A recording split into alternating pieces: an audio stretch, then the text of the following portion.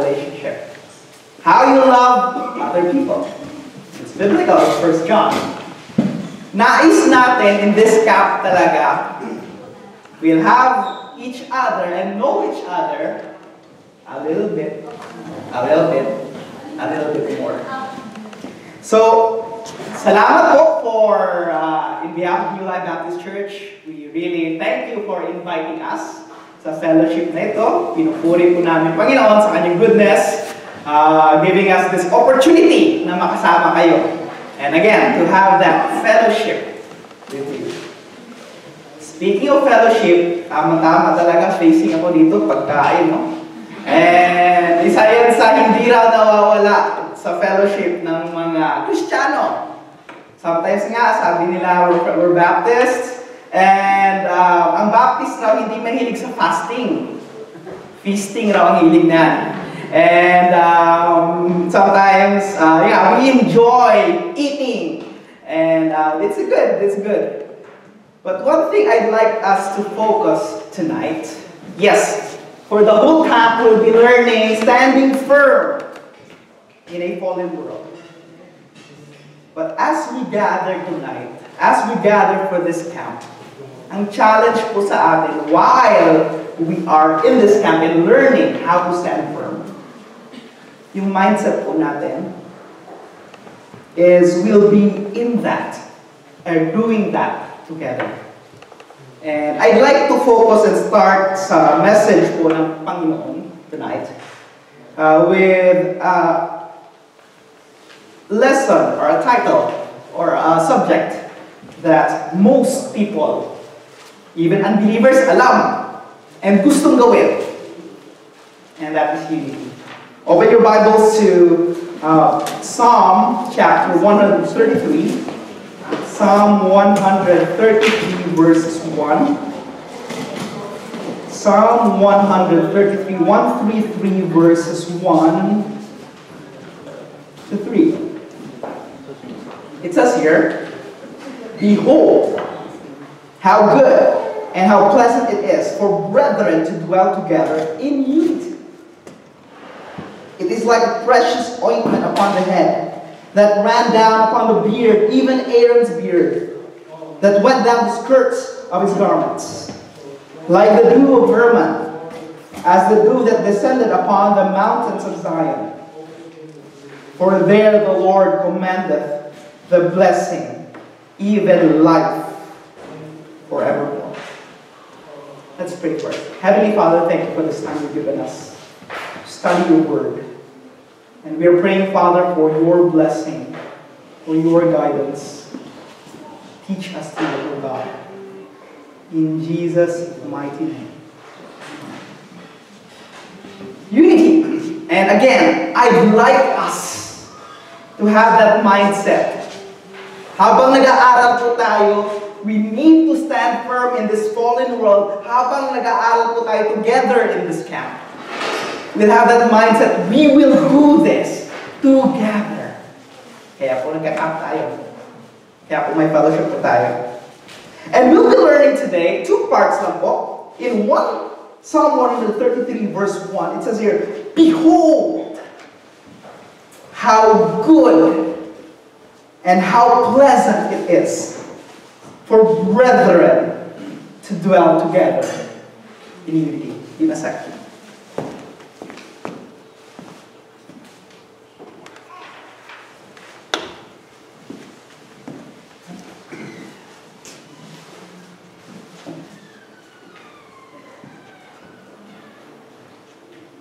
Nag-challenge nga po sa atin, we'll have that mindset throughout this camp. First part po pag-aralan po natin, it's very clear. In fact, it's so clear, our passage na ito, how good and how pleasant it is for brethren to dwell together in unity. It is a fact na alam ng lahat ng tao. Everyone wants to be united. And there's that simple declaration of unity. We must be united.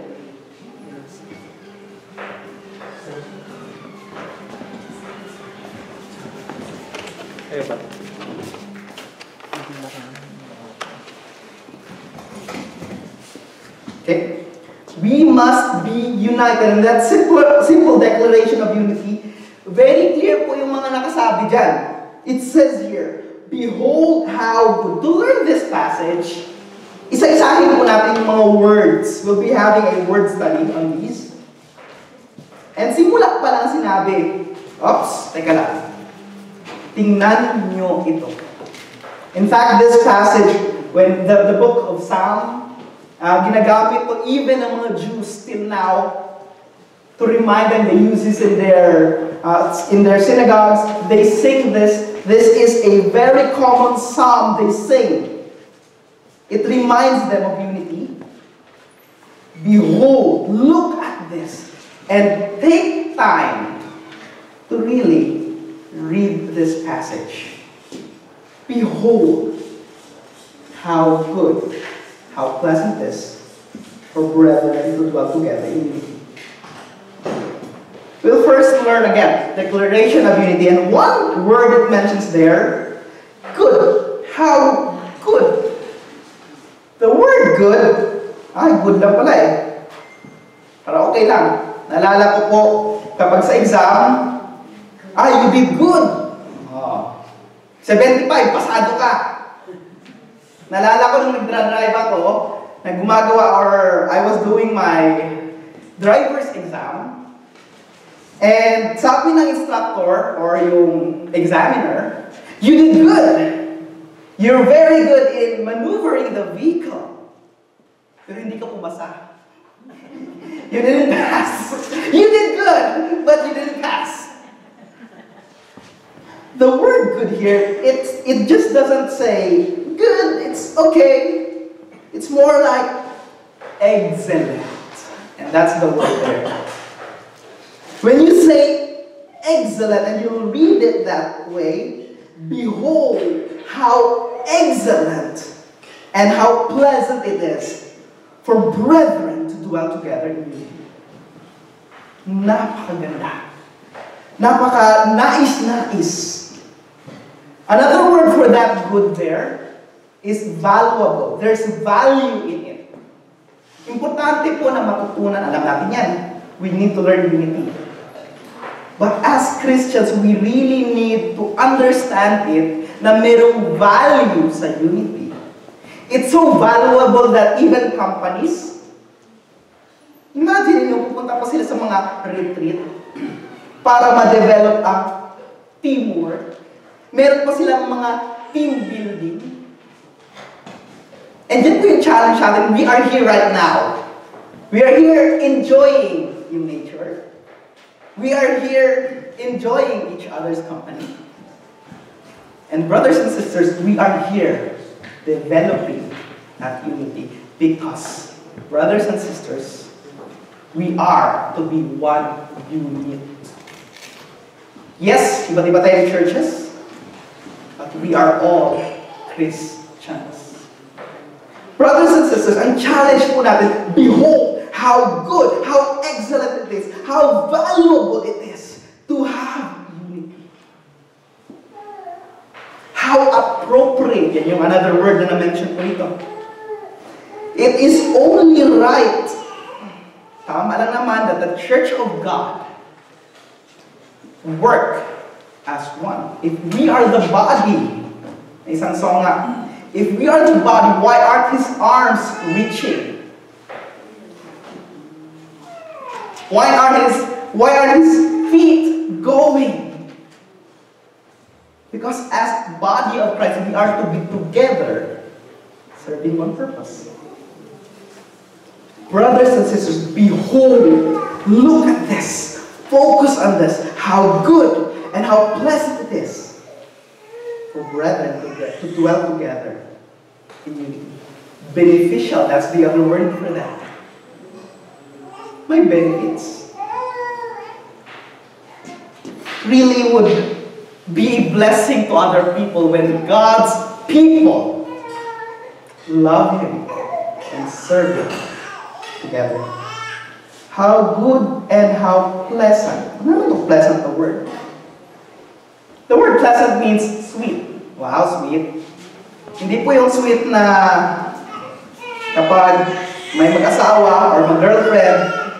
Ang sweet niya naman. Kaya pala nagkaka-diabetes mga Pinoy. Sobrang sweet.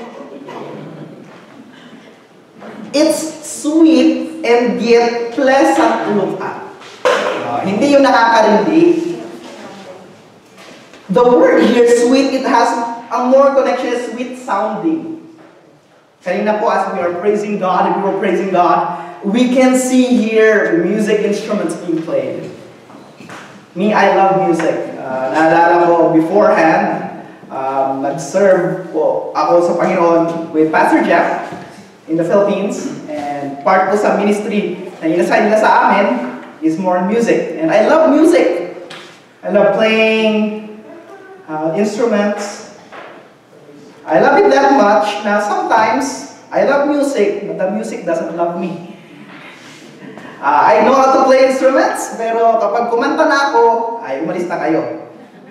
My wife would be telling me, maaga pa, huwag kang mag-ingay during Sunday morning sometimes. Pleasant. Yun ang gusto ko, music. But is it pleasant to hear? Yun nga po, behold how good and how pleasant is. Masarap pakinggan, parang kung chords yan eh. And if you are a Christian na hindi striving for unity, then you are out of tune. Ikaw ay isang sintulan ng Christian. A challenge for us to work together, for a church to be a good sounding church. And I'm not telling of some music na po. Every key should be in tune. Kapag sa music po, hindi po yung lahat isang key lang ipipress. Chord po yan. May isang letter C, may isang letter E, may isang letter G na key, and yet when they play together, it's wonderful music. Brothers and sisters, a challenge for us as we continue learning sa camp na ito. It will sound sweet sa Panginoon. Delightful. Lovely. Again, a challenge for us as Christians. When God looks at your life, will He see goodness? Will He be pleased? Will He smile? Or sisimangot siya? Titingin siya sa atin, or titingnan tayo ng Panginoon throughout this camp. Siguro first day, nakasmile siya. Second day, medyo napakamot na siya. Third day, sumimangot na siya kasi nawala na yung unity. Ang challenge natin, brothers and sisters, be united. That God will see as we gather together sa mga worship, as we gather together sa mga games, sa mga devotions, when God looks at it, He will smile because He sees something beautiful. Brothers and sisters, it's good.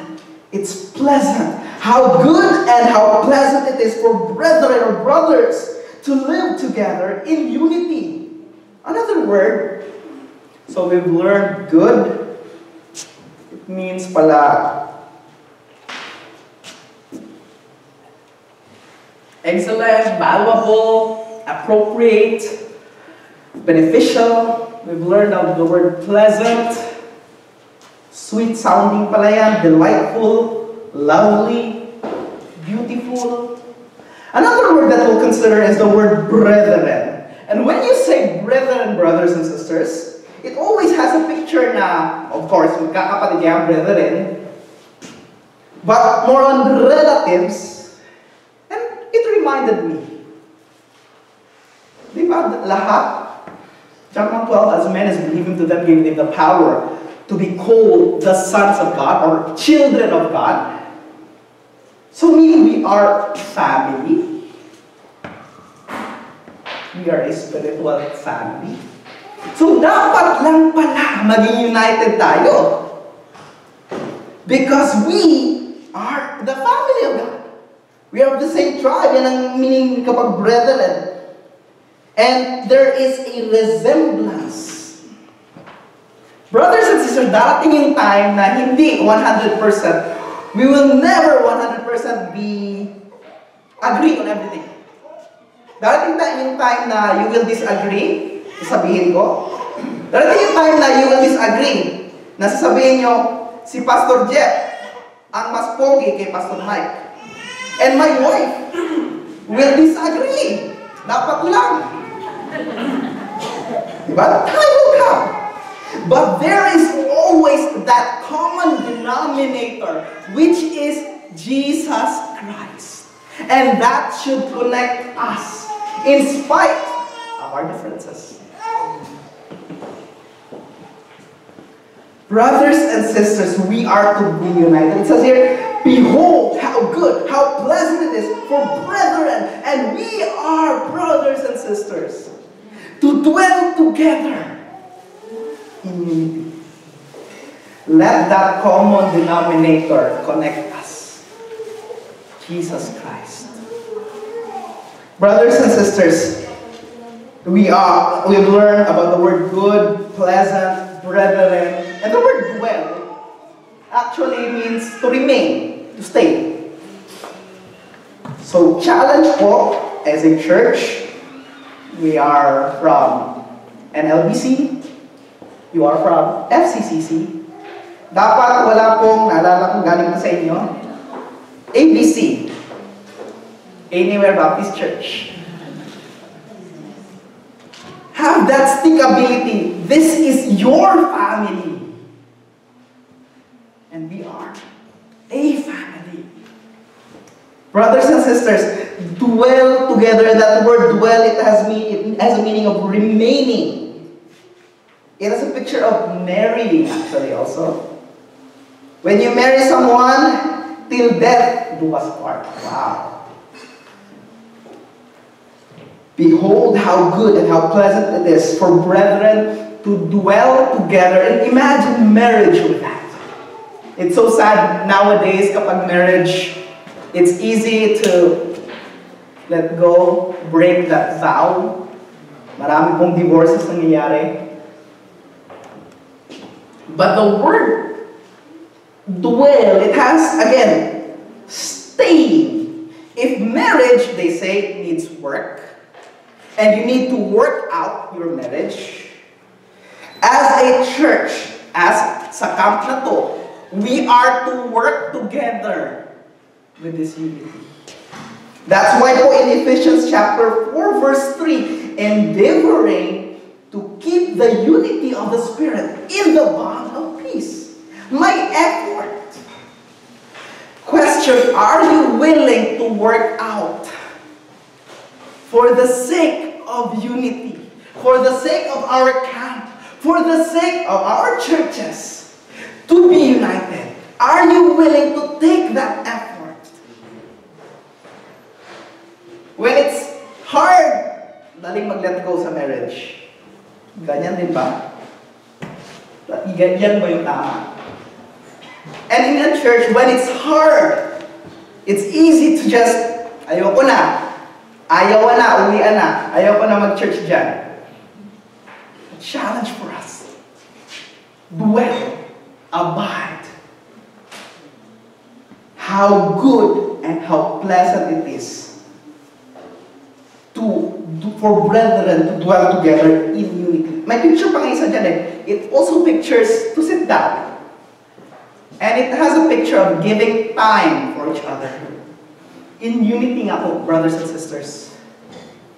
Effort. Are you willing to give time for other people? For us to be united. Brothers and sisters, a challenge for us. Yung declaration, alam na natin yan. It is good, it is pleasant for brethren to dwell together in unity. And we have studied yung mga things that emphasize that truth. Are you willing to dwell together in unity? Next is description. He actually gave some descriptions that will help us understand more. It says here in verse 2, it is like the precious ointment upon the head that went upon the beard, even Aaron's beard.